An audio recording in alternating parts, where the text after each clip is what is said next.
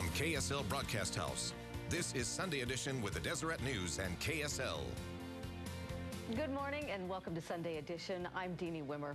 A few shakeups in Utah politics this week and a visit from Bernie Sanders. Here to discuss all that and more, Deseret News political reporters Lisa Riley Roche and Dennis Romboy. Thanks for being here this morning. Thank you. I want to start with first some numbers that may or may not surprise some people. The Centrist Project, which is recruiting people to run for Senate and state legislatures in 2008, came up with a survey to gauge Utahns' opinions. They found 33% of residents would vote for former presidential candidate Evan McMullin, 29% for Orrin Hatch. Dennis, do those numbers surprise you? Not really. Senator Hatch is vulnerable maybe as he decides whether he's going to run for another term at Senate. Because of the 40 years? He's been there for 42 years. I think a lot of people are looking for a change. But you got to remember, this poll by the Centrist Project was done by a group that's trying to recruit independent candidates. It's run by someone that worked for Evan McMullin's campaign previously. Okay, important to note. And so the Hatch people would say that's a biased poll. All right. Now, Lisa, Senator Hatch has said he would step aside if someone like Mitt Romney or would run for the race. Now, we have no reason to think Mitt Romney's interested in that race, but who is and who's a viable candidate? Well, it's interesting you say that Senator Hatch has said that. He's kind of been all over the map on this, right, Dennis? I mean, yes. he's talked about being willing to step aside if the right candidate, as you say, like a Mitt Romney stepped up, or he's absolutely going to run again, or maybe he will, maybe he won't. He's kept a lot of people guessing about that. So because of that, I think there are a lot of candidates that aren't willing to step up and say, yes, I'm definitely in the race. We've seen Derek Miller from the World Trade Center indicate his interest, former chief of staff to Governor Herbert. Obviously, Evan McMullin, who's also looking at the Chaffetz seat even before the representative announced that he wasn't going to run again and may even step down early. So I think we need to see a decision from Hatch before we really see how that race is going to shake out. With the political landscape, you know, we've just heard this week that Chaffetz isn't going to run. Whether or not Hatch decides to run, could this be a different change in the landscape of Utah's congressional seats? I mean, that's possible if the Democrats could muster some good candidates to try to, you know, make a difference, trying to take advantage of this opportunity. But overall, the complexion might not change that much because Utah's a solidly Republican state. It's most likely to elect Republicans to fill those seats. The advantage Democrats would have, though, is there aren't often those kinds of openings in Utah politics. We have a lot of Republicans in this state and not a lot of places for them to serve. And now there's one and maybe two prime spots available. So you're going to see this rush of Republicans, and if the Democrats are smart, they will coalesce quickly behind candidates for those positions, and we'll see something similar to what's going on in Georgia right now with a special congressional election where a Democrat almost hit that 50% threshold to win because everyone got behind that Democrat. It's a Republican district, and the Republicans in the race split the vote. Although they won't be able to run the I'm not a Jason Chaffetz because he's not in the race. It makes it harder for them to launch a very different race. Exactly. Right? Speaking of the Democrats, we have Bernie Sanders and the new DNC chair here in town. Clearly, there's a reason they came to Utah, because he had so much support in the last race. I think the thinking is that it's part of a national, what they're calling a unity tour, come together, fight back.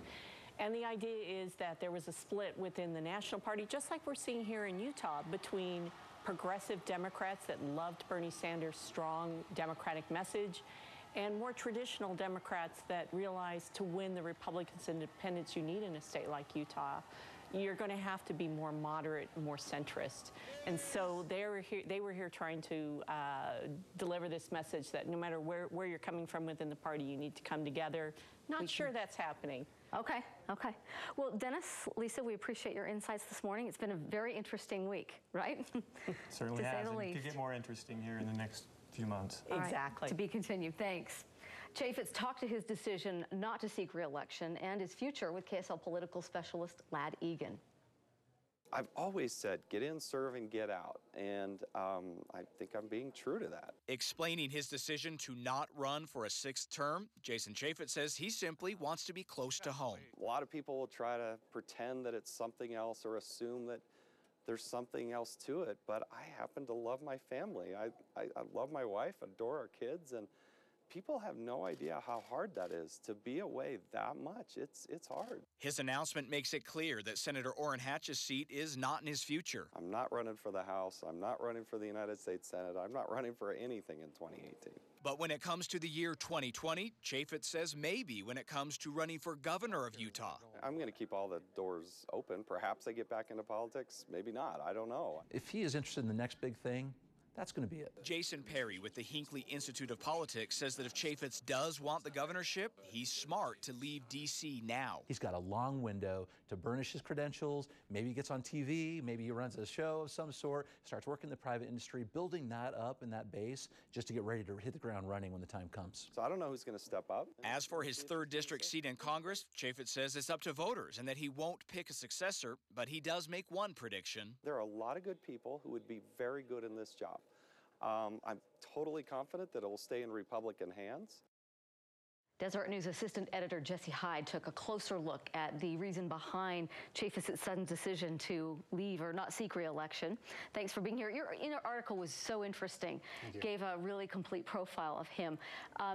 You start your article by talking about that moment at his rowdy town hall meeting that was kind of a pivotal moment.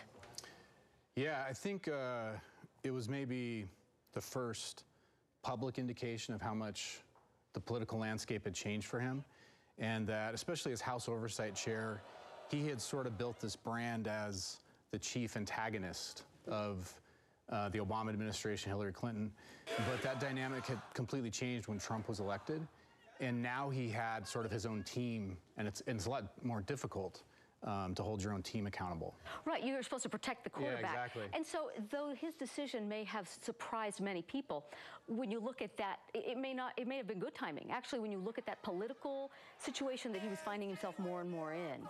Yeah, it had kind of become a no-win situation, because if he really went after a Republican president, you know, members of his party could think, what are you doing here? But at the same time, if he didn't hold him accountable, then just like we saw at the town hall, there would be these chants of do your job. You know, why aren't you investigating the president? He's often seen on television, so we know he's not shy from media coverage. But at the same time, there was a moment in his life, an important one, where he did not want to be recognized or to pull away attention. Yeah, so that was when he decided to join the LDS Church. So he was a place kicker in high school and got a scholarship to play football at BYU the year after they won the national championship. And after he'd been there for 4 years, he converted to Mormonism. But when he decided to get baptized, he had this encounter with the late Lavelle Edwards. And he said, I'm getting baptized. And Lavelle was super excited. And he said, but I don't want you to come. And then Lavelle said, you have to tell Rex Lee, who he was also friends with, who was the president of BYU at the same time. And again, Jason said, I'm really excited, but I don't want you to come. You can't come. Right, yeah. Exactly. And he said, I can't believe I told, you know, Lavelle Edwards and Rex Lee not to come to my baptism. But you're right. I mean, he is often sort of called a publicity hound. But in that particular instance, like you say, it was a very personal decision, and he wanted to make sure, in his words, he was doing it for the right reasons. We know that he has said that he'll stay out of the spotlight, but we also know that he does things very deliberatively. Your article points out that he has a plan. So what is his plan? Yeah, there's so much speculation about that right now, and only he knows. But, you know, in recent days, he's been asked if he plans to resign. He's been non-committal on that. And he's been asked if he already has some sort of a deal with a television network. And he's also been non-committal on that. But he has said he would like to do that. And he has a lot of relationships in the media. And, you know, he's a guy who walks around with 2 earpieces, so he's always ready for any, you know, spot on Fox or MSNBC. So I think that would be a natural fit for him if that were what he wants to do, yeah. Some publications were even noting he has jasonforgovernor.com, jason2028.com. Are those just keeping doors open? On that, too, he's sort of non-committal, but you could see why, if he were to, say, go on Fox or MSNBC, he could make a lot of money. And then in 2 years, he would be poised for a run for the governor. Like you say, even maybe the presidency in 2028. Okay. Well, thank you for sharing some of your insights. A very interesting article in the Deseret News that will appear Sunday. Sunday. All right, check it out. Thank you. Next, we're going to switch gears a little bit.